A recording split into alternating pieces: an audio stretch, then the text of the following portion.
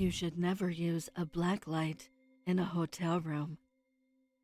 I have a semi-popular YouTube channel where I visit well-known hotels and then show my viewers how messy the hotel rooms actually are. I don't make much money from the channel, but I had hoped to make this my main income stream when my channel finally took off. It took me months to become comfortable listening to my own voice, as I hated the sound of it growing up. My latest visit was to one of the highest-rated hotels in Dublin. I arrived early and checked into my room. I dumped my belongings into my room and then headed down to the hotel bar to get some food and some liquid courage. I went back to my room a few hours later when it had gone dark outside and prepared to set up for my video. I placed one camera on my forehead and another in the corner of the room so I could record everything that was going on. I drew the curtains to block out the lights from the adjacent buildings, as I didn't want them to ruin any of my feed. I grabbed my trusty blacklight, which is a godsend, as it helps show all the stains that the naked eye cannot see. I started narrating my video and explaining where I was and how much I spent on my booking.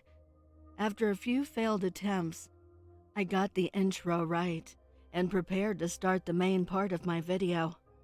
I turned off the main bedroom light, which meant the room was almost in pitch darkness. I turned on the blacklight and started to shine it around the bed. I was instantly disgusted, as the bed sheets and pillows were covered in stains. There wasn't a square inch of them that wasn't covered in something or another. I turned the blacklight around and began to search the rest of the room. I was scanning the floor and froze in place as they showed a pair of feet in front of me. My eyes scanned ahead of me, but the darkness in this side of the room was so thick that I couldn't see anyone.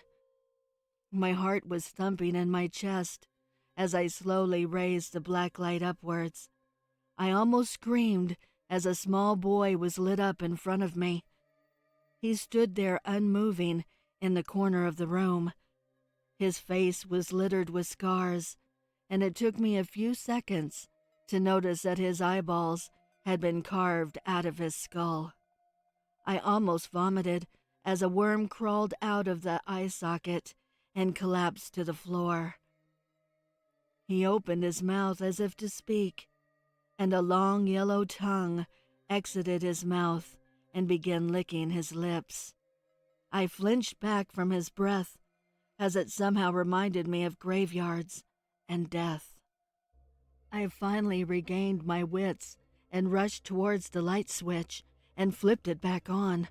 I stood there in shock as the boy had now vanished. I was about to write the whole thing off as just being my imagination until I saw the worm moving along the ground. My entire body went numb as I felt someone's breath against my arm. My eyes traveled downwards, but I couldn't see anyone standing there. I practically screamed as I felt his tongue caress my arm and jumped backwards, dropping the blacklight in the process. I now stood cowering in the far corner of the room as the lights were switched off. The blacklight on the floor lit up a pair of feet for a few moments as they made their way towards me. My brain was pleading with me to run, but I had nowhere to flee, as I had no idea where he had gone. My eyes darted from side to side in the hopes of seeing him, but to no avail. I stopped moving as dozens of unseen hands began caressing every inch of my body.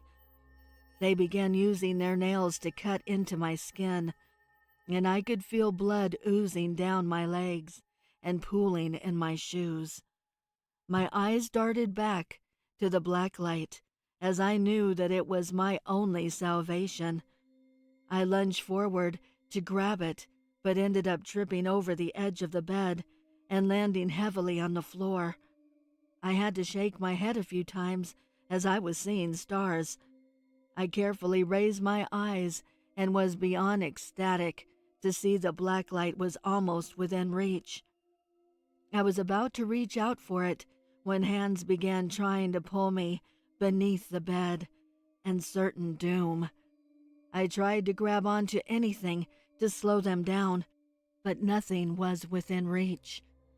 I instinctively kicked out and felt a perverse joy as I connected with something and felt it break.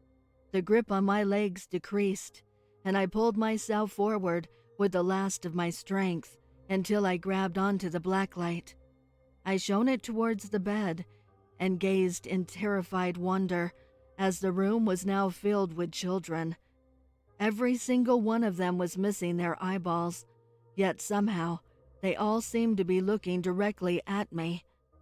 The original boy was standing front and center, but his jaw now looked displaced, as he was likely the recipient of my earlier kick.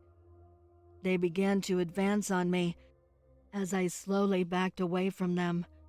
I had no way of reaching the door, as they stood between it and me. I was forced into the bathroom, which was partly lit up by a light from the building across the street. I fell into the bathtub and lay there awaiting my fate. After a few moments, I looked up to see them standing in the doorway unmoving. I noticed to my delight that they wouldn't enter an area that was lit up by natural light. I stupidly gave them the middle finger and then flinched as they all began screaming at the top of their lungs. Thousands of worms began falling out of their eyeballs and littering the floor. Thankfully, they couldn't climb into the bathtub, so I just ducked my head down and prayed they wouldn't get me. I awoke the next morning, covered in aches and bruises. I carefully raised my head and peeked out to see that the room was now empty. Sunlight streamed in the window above me as I pushed myself out of the bathtub. My legs were covered in dry blood as I gathered my meager belongings and fled the room. I got a lot of strange looks as I made my way through reception and paid the bill. But honestly, I couldn't care anymore. Tonight, I finally mustered the courage to watch the footage from that night and was about to hit play when I felt the unmistakable feeling of someone's breath on my arm. The Old Spanish Mission. I'm nervous. Adrenaline is pumping through my veins. I just made the find of the century while excavating a cave in the Mojave Desert, an occult relic that I've been searching for ages now. One of the Book of Three, an ancient text of the dark arts and demonology. The book I found is Book 2. After years of painstaking research, I tracked it down to the Ortega Caves, and there it sat buried beneath the earth in an altar room, surrounded by skeletons, which means the legend is true. You see, hundreds of years ago, when the conquistadors were still exploring this part of the continent, a small group under the command of Captain Ortega happened upon a ritual being performed by a rogue group of Catholic monks. The monks were reading from the book, a book to conjure demons, and they were trying to summon Stulzabub, the demon of shit and other unholy excrements. Captain Ortega and his men were horrified at the sight they walked in on. It was rumored they walked in on the monks, covered in their own feces, surrounded by several lit brown candles and the hollowed-out anuses of several animal and nomad corpses. What happened next, no one will ever truly know. It's been debated by experts of Stulzabub and the occult alike. There was a lone survivor of the incident, however, a conquistador named Raul Esteban, who staggered into camp half alive, reeking of the most foulest odor anyone has ever smelled, like 1,000 chamber pots left baking in the hot desert sun. He told the others what he and the group walked in on, and claimed he actually saw a brown sludge-like demon being resurrected before Captain Ortega threw a lit stick of dynamite at the altar. But in his hastiness, he didn't realize that would cause a cave-in, and that's exactly what happened. There's no way of 100% confirming Raul's story. Like the report says, he was on death's door and delirious when he staggered into camp. But he claimed he saw the manifestation of Stulzabub. Experts don't seem to agree. But whatever the case, I have the second book, and I'm trying to get as far away from the cave as possible. There's plenty of people out there that want this book just as much as I, from wealthy collectors, the church, explorers like myself, and even cults that worship Stulzabub, who need this book to resurrect their odorous demon lord. Plenty of people that would kill for this book. I have to get away. Far, far away. On a dark desert highway, I found myself with a hot breeze blowing through my hair. I had been driving for hours. I had to find a place to stop for the night. There was a strong smell emanating from the book. A thick, foul-smelling, repugnant odor permeated the air, like old gym socks that had been greased in shit and left to bake in an oven for 50 years. I finally happened upon an orange glow in the distance. It was a hotel, the Old Spanish Mission, it was called, and they had a vacancy. I pulled in and saw a man standing in the door. As I got out and collected my bags and the book, I heard him say, "Welcome to the Old Spanish Mission." I nodded to him, and as I got closer, he struck a match and lit a brown candle, then turned and showed me to the front desk. Strange, I thought. You don't see too many brown candles. Where have I heard about brown candles before? Damn it. In my tiredness, I can't think straight. Oh well, I'm sure it will come to me. The proprietor went behind the desk and proceeded to tell me a short history about the hotel, something about it being founded by a group of Catholic monks hundreds of years ago. Blah, blah, blah, this and that. I'm sorry I was tired and cut him off. I apologized for cutting his history lesson short, but I informed him I had been driving all day and night and was very, very tired. I just wanted the key and to go to sleep. He grinned slightly and said, "Very well, sir." Then said room 2 and handed me a key. I thanked him and grabbed my bags, then proceeded to my room. On my way, I checked my surroundings. The hotel was old and the corridors long and winding. They seemed to echo, almost speaking to me. I stopped at my room and grinned, then shook my head. That's just ridiculous, I thought. I'm just tired. Nothing a good night's sleep won't cure. I slid my key into the doorknob and went inside the room. It was damp and musty.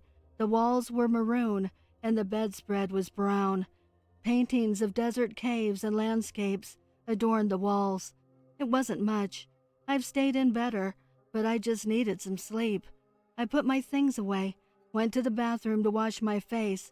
I changed clothes and slid into bed, instantly falling asleep when my head hit the pillow. My dream seemed to hit me right away. Nightmares of the book and the conquistadors, cornering the monks in the cave, Stulzabub being summoned and blanketing the earth in his brown sludge of terror. I don't know how long I'd been sleeping and dreaming, but I was suddenly awoken by loud, painful screams. I sat up quickly, my heart racing. I tried to compose myself and catch my breath. As I started to lay back down, something wafted past my nostrils. I almost gagged. It smelled of colitis and old assholes. I sat back up, working my nostrils, trying to find where that funk was coming from. I got up out of bed and followed the smell to the vent. It was coming from the other room. I pounded on the wall and shouted, "What the hell is going on over there? People can't sleep when it smells like desert swamp ass next door." It was silent at first, but then more loud, painful screaming could be heard. This was fucking ridiculous, I thought. Someone was either brutally being murdered or they were sitting on the toilet, taking the most wickedest shit in human recorded history. The pain and the strain in this man's voice was unbearable. Poor bastard. "Don't worry. Help is on the way," I shouted. I quickly rushed to the phone and called the front desk for help, but nothing. No answer. I hung up and tried again. Still nothing. While standing there, however, I looked down and noticed the flap on my bag opened. I bent down to see if anything was missing, and to my horror, I realized the book was gone. I slammed the phone down and went out to the front desk. No one was there. Not the man, not anyone. The only thing that greeted me was funk, a disturbing odor that singed the nostrils, burning the hair inside like an unstoppable wildfire. I stood there dazed, bewildered, contemplating life's choices up to that point, when I hear a door creak open behind me. It was the room next to me. I hesitantly moved towards the cracked open door. A glow from candles could be seen, lighting the room inside. As I reached the door, I was hit with the old familiar, a combination of death and ass. Do my eyes deceive me, or am I actually seeing a green cloud emanate from the room? My hand started to tremble as I placed it on the door handle. My gag reflexes were working overtime, so I didn't blow chunks all over myself. I gathered the courage and flung the door open. I was greeted with 1,000 brown-lit candles, and at that point, I remembered the brown-lit candle was needed in a stools-above conjuring ceremony. They were circling a brown pentagram, and in the middle of the pentagram sat a man writhing in pain atop a toilet. He was the one I heard screaming in pain earlier. The poor man was seemingly struggling for his life, veins protruding, voice screaming. It seemed he was pushing out something big. I panned to my left and saw the man from the front desk grinning, surrounded by cloaked individuals in the corner of the room. He was holding my book. Then the two people next to him pulled out 2 more books. I stood there horrified. They have the book of the 3. The man laughed, thanking me for picking the old Spanish mission to stay at, for uniting the books. I watched as they placed the books on the altar, then surrounded the man on the toilet. They began to speak an unholy incantation. The toilet began to shiver and shake, the pipes creaking within the walls as something made its way through them. Then silence, an eerie, deafening silence filled the building. Just then the silence was broken by the man on the toilet. One final horrific scream. Then, like 1,000 bagpipes, his ass began to play the sourest of notes ever heard by the human ear. The rancid orchestra that was emanating from his anus was then followed by the demon lord of shit himself, Stoolzabub. Like a wrestler walking out to his own theme song, he emerged from the now dead man's ass, triumphant, ready to rule his unearthly kingdom. I screamed as he winked at me. I then turned and ran back to my room and locked the door. I sat not knowing what to do.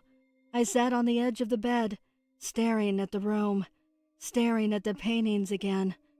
My God, the desert cave, the hotel when it was a Catholic mission, and a painting of monks. I then remembered the story I brushed off about the hotel originally being founded as an old mission by monks hundreds of years ago. Jesus, It's the rogue group of monks that tried to bring Stoolzabub to life those hundreds of years ago. This is their church.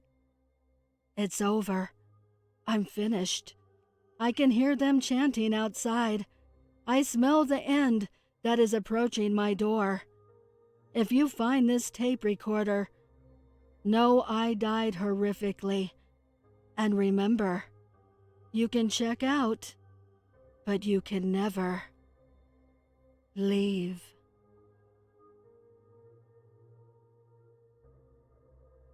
One night at the horror hotel, I saw the advert for the horror hotel when I was browsing Reddit one night. It looked spooky and weird, my kind of place. It was like a regular hotel, but with a horror theme. The advert said it was so spooky that most people left before they had spent even one night there. Ha! I didn't scare so easily. I booked myself a stay. I drove out to the horror hotel as the sun was setting. Once I got close, it wasn't hard to spot, because even from the outside, it had been built to look like a huge old haunted house. I pulled into the parking lot and walked up to the entrance. Mist swirled around my feet. The first fright came at the front desk. As I waited to check in, the light suddenly went out. All around me appeared other guests, but they were all ghosts. I couldn't believe my eyes. A creepy little ghost girl in an old-fashioned dress ran past me laughing. A spectral old man in a top hat smiled sinisterly in my direction. I admitted I was scared, but I didn't scream. The lights came on and a man appeared at the desk. Sorry about that little surprise.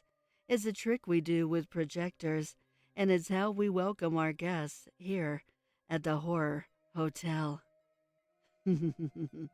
He chuckled. Here are the keys to your room. Hope you packed a change of underwear, because when you spend the night at the horror hotel, you'll always end up needing them. I took the keys and went up to my room. Every room had its own theme. I passed doors to other rooms that had names like Ghost Ship Cabin, The Overlook, and Bloody Bridal Suite. I found the door to my room, Lunatic Asylum. As soon as I stepped inside, I heard whispering and quiet, crazed laughter. I spotted the small speakers playing the sound effects. Neat trick. As I lay down in bed, blood suddenly started running down the walls. I knew it was another trick, but I pulled the covers tight up over myself anyway when I went to sleep.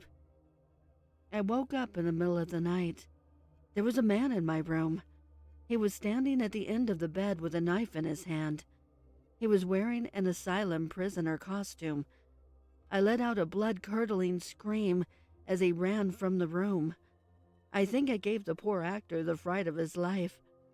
After that, I didn't get back to sleep. When morning came, I felt pleased. I had made it through the night. I went down to the front desk to check out. I hope you had a horrifyingly good time, said the man at the counter. You guys have the best scares here, I replied. That actor in the asylum costume was so frightening. The man looked surprised. Madam, he said, we don't employ any actors here. I arrived in Tokyo after a long flight, exhausted and in need of a place to rest my head. As I wandered through the busy streets, I stumbled upon a capsule hotel. If you haven't heard of them before, they're basically a type of budget accommodation popular in Japan where you sleep in a tight, coffin-like pod. It's obviously not the most comfortable way to sleep, but I was intrigued by the concept, and so decided to give it a try. As I walked through the doors of the hotel, the smell of cleaning products and the sound of muffled chatter filled the air. The receptionist, dressed in a traditional Japanese kimono, greeted me with a polite bow and led me to my pod. It was small and compact, with just enough space for me to lie down and sleep. The walls were made of plastic and the roof was a soft cushion that was pretty much moulded to my body. But the bedding was surprisingly comfortable and the blanket was thick and warm. Nevertheless, despite my exhaustion, I couldn't ignore the feeling of being trapped. The pod genuinely felt like a coffin, suffocating and claustrophobic.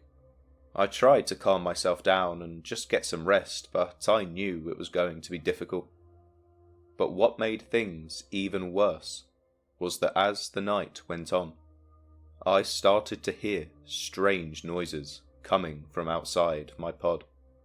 It sounded like footsteps and whispering, but when I opened the curtain to look outside, there was no one there.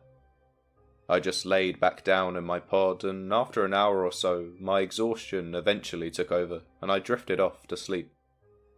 It wasn't until the next night, however, as I climbed into my bed, I noticed a red light next to the curtain.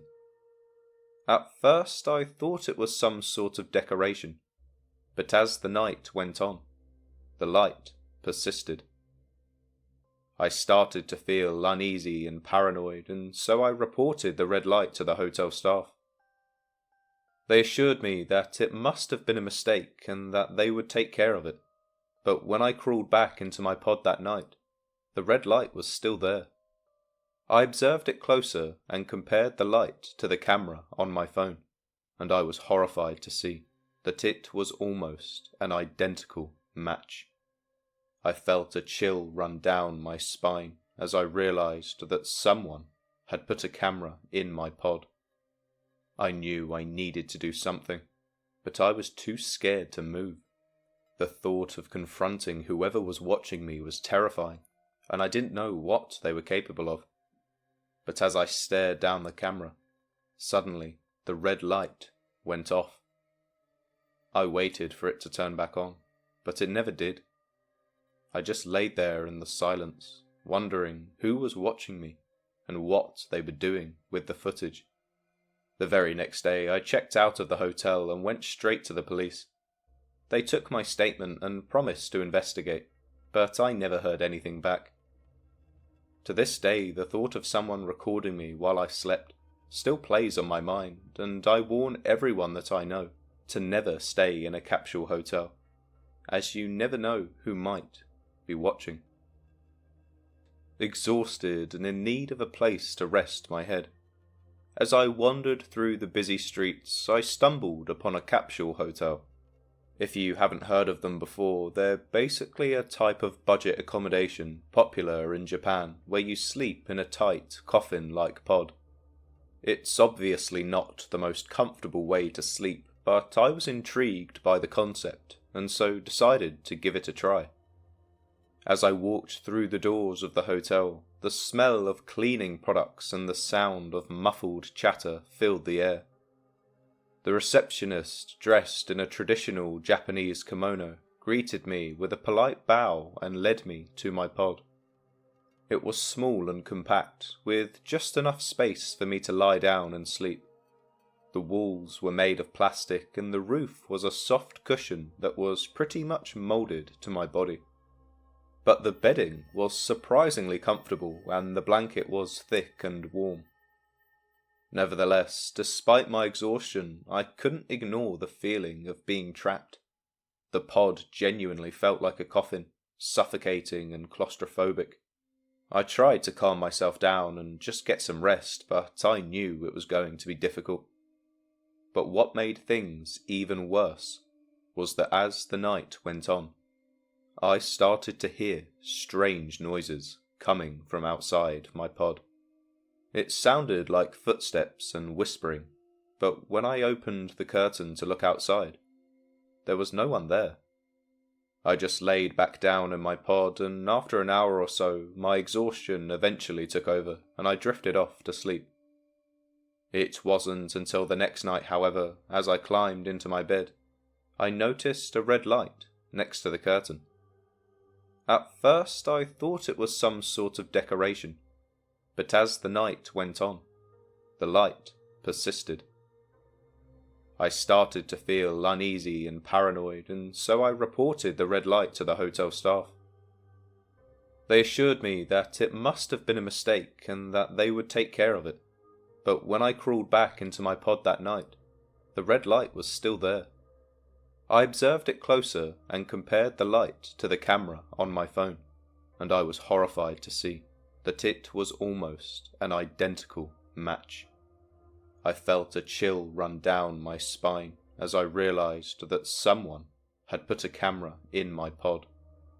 I knew I needed to do something, but I was too scared to move. The thought of confronting whoever was watching me was terrifying, and I didn't know what they were capable of. But as I stared down the camera, suddenly the red light went off. I waited for it to turn back on, but it never did. I just laid there in the silence, wondering who was watching me and what they were doing with the footage. The very next day, I checked out of the hotel and went straight to the police. They took my statement and promised to investigate, but I never heard anything back.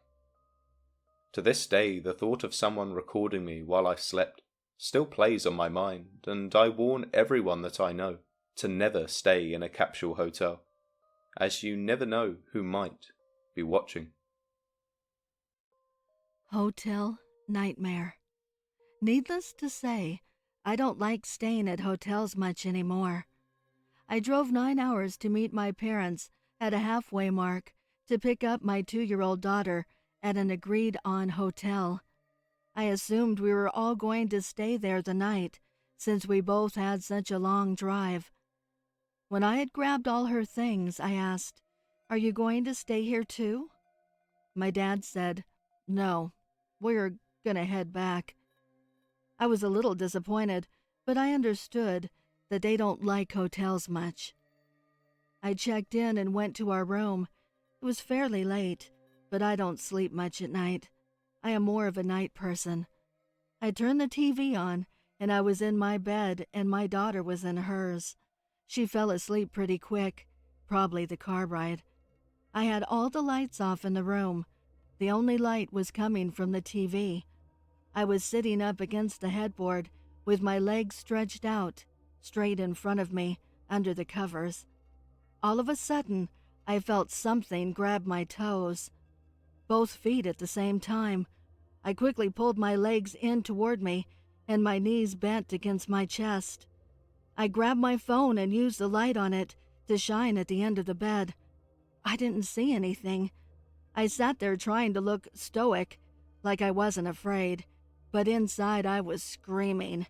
I didn't want whatever it was to see me scared. After a few minutes of sitting there, acting like nothing just happened, I relaxed my legs and continued watching TV.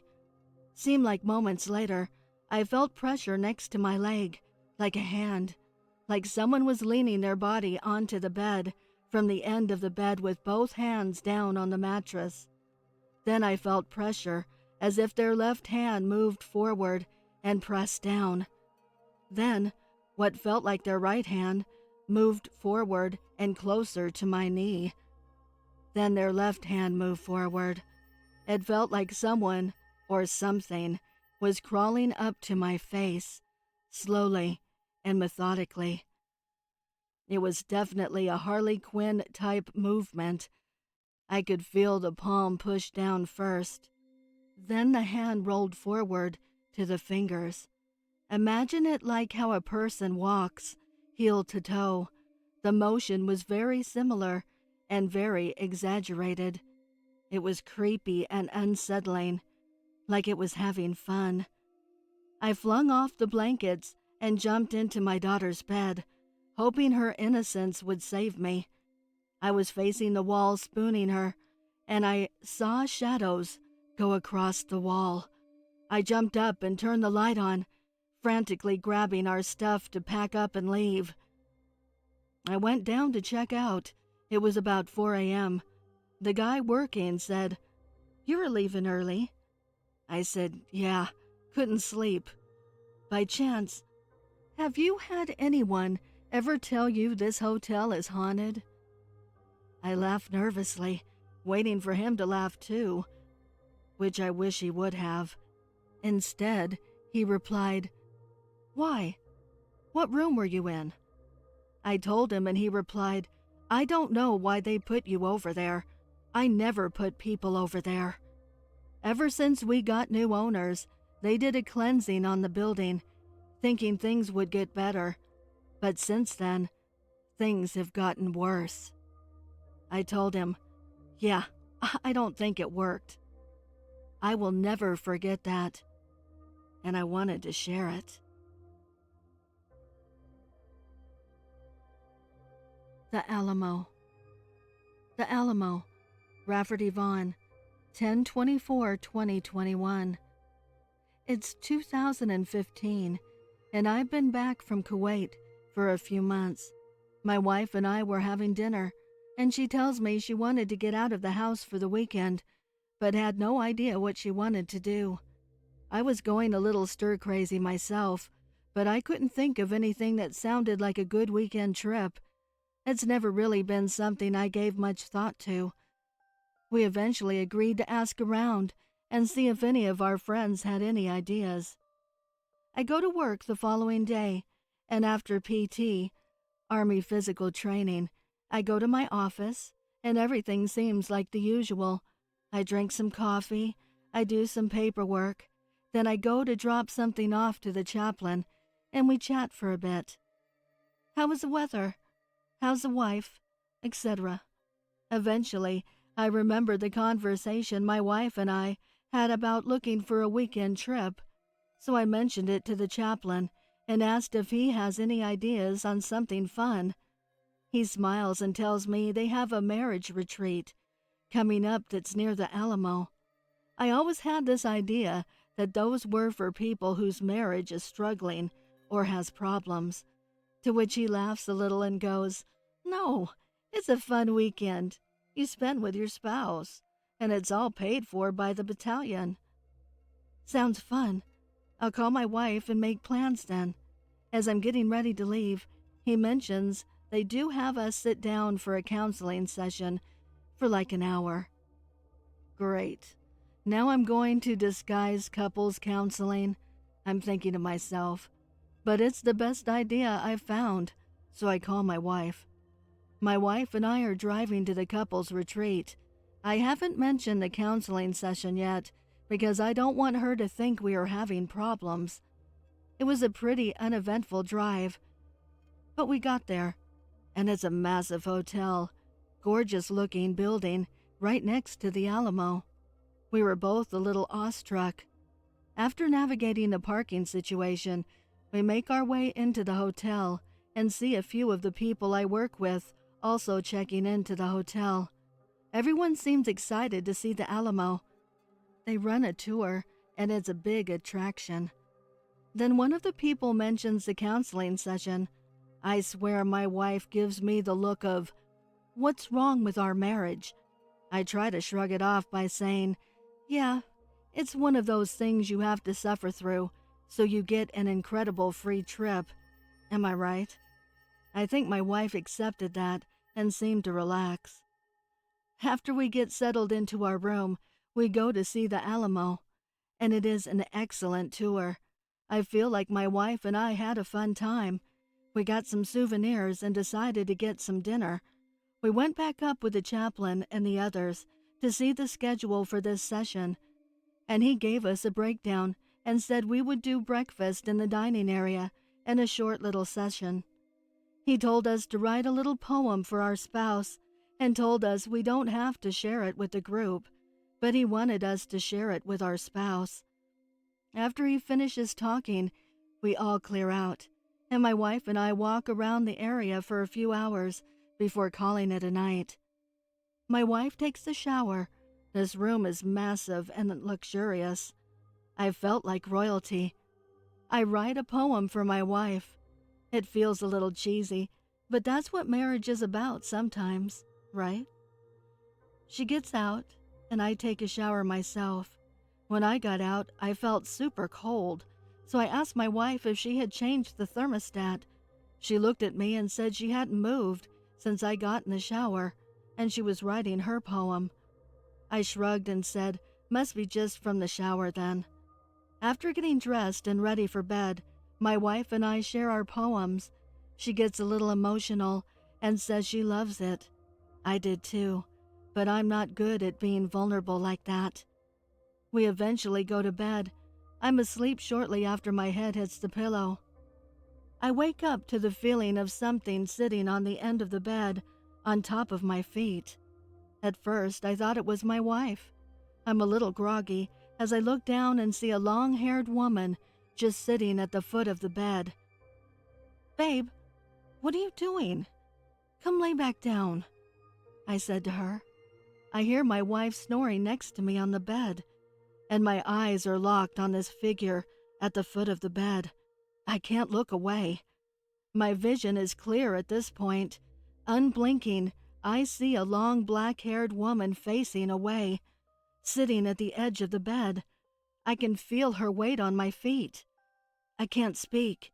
It's like my voice box ran away and left me frozen in this dark room with this entity. She doesn't move, and this feels like an eternity with me staring at this unknown person. Slowly, I let out a stuttered, "Babe! The lights! Can you turn on the lights?"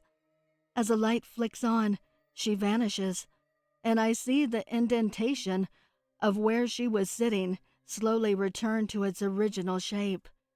I'm shaking. My wife asks me what is wrong and is still a little groggy. I tell her about the woman I saw, and she gets wide-eyed. "That's crazy. Now can we go back to sleep?" I go rinse my face off and eventually fall back asleep. The following day at breakfast, everyone seems normal, and I try to write off the night's experience as a lucid or vivid dream. While we were eating, the chaplain asked everyone if they saw any ghosts last night. The hair on my neck stands straight up, and my wife stares at me and nudges me to tell him. I tell everyone about the event, and no one laughs or anything. They all seem captivated, which made me feel a little better about sharing. Finally, I ask, "Why would you ask us that?" The room goes quiet. The chaplain looks at me, and his face is serious. "Haven't you heard of the Emily Morgan Hotel before?" he asked me. And after they all filled me in, I was mortified. We had been staying at a known haunted hotel on the 14th floor. They had made a movie about it, called 1408, with John Cusack. The image of that woman still haunts me at night. Even years later, I still wake up at random times feeling like someone is in the room with us. But I've not seen her at the foot of the bed since then. Stay away from the haunted Hill House. In Mineral Wells, Texas, across from the Baker Hotel, sits one of the most haunted paranormal locations within the U.S., the Haunted Hill House. The 3,800 square foot Victorian mansion was built during the 1880s Civil War as a frame home. Resting just behind the East Mountains, Hill House had direct ties to the Baker Hotel. Once a secret home to bootleggers, prostitutes, and gamblers, it also catered to any guests that wanted to misbehave discreetly. Currently owned by Edward and Catherine Estes, Hill House originally belongs to the founding families of Mineral Wells. Between the 1880s to the 1920s, the home was used as an improvised hospital, but shortly became a haven for illegal activity. Over the years, Hill House had numerous deaths occur.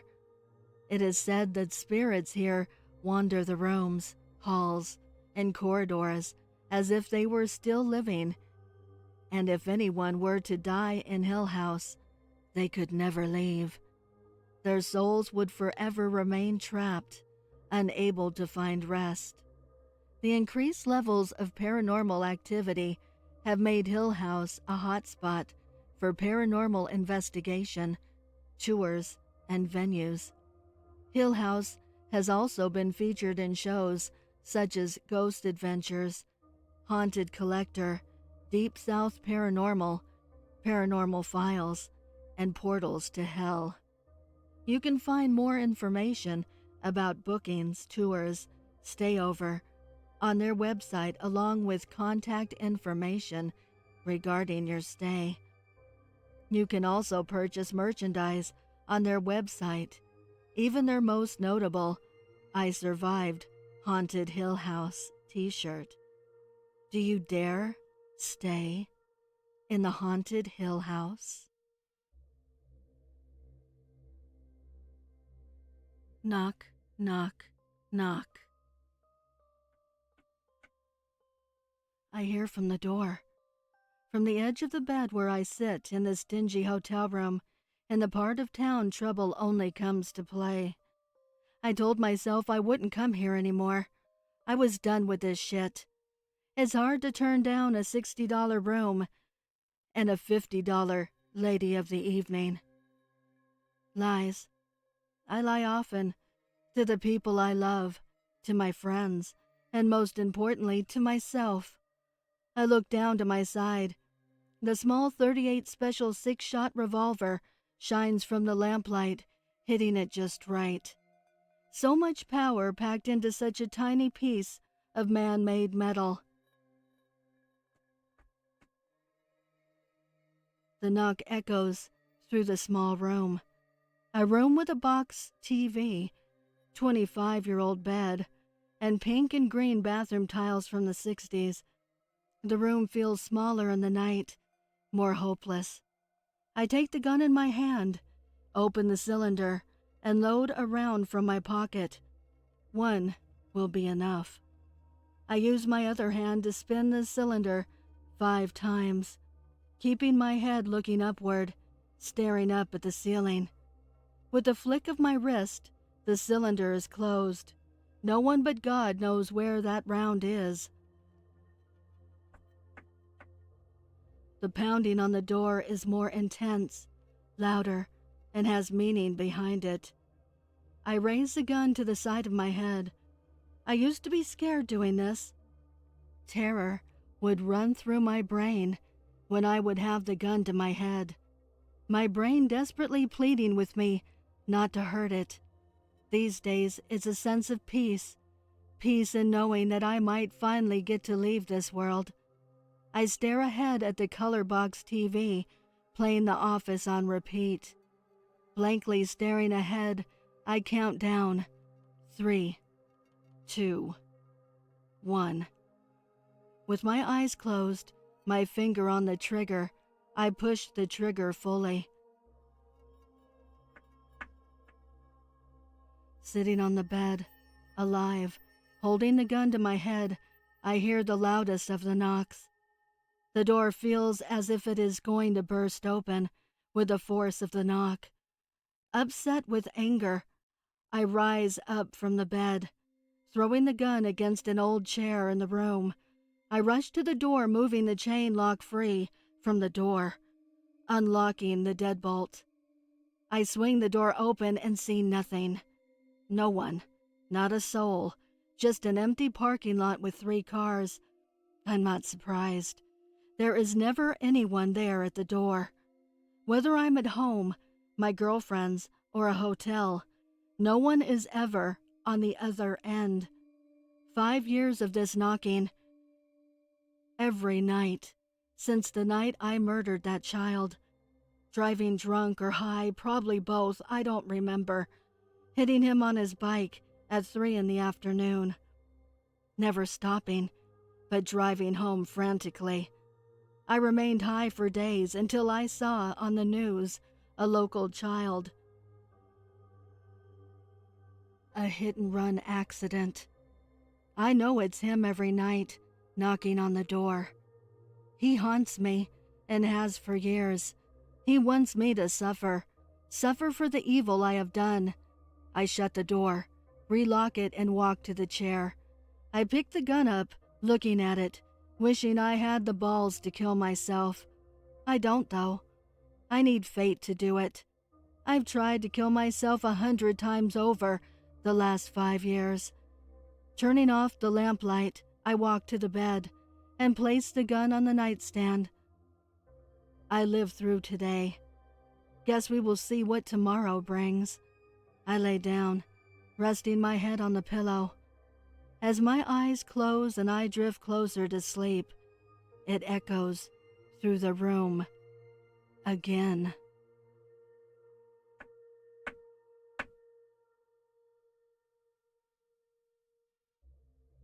I would like to give a heartfelt thank you to the special friends of the channel for your overwhelming generosity. If you would like to support the channel, the link is below in the description. Also, please send me your stories and poems to duchessofdarkness27@gmail.com. You can also find me on Instagram at duchess.ofdarkness and Twitter at duchessofdarkn2. I want to thank all my listeners for your kindness, your encouragement, and your support. It means the world to me. Thank you for joining me. Until next time.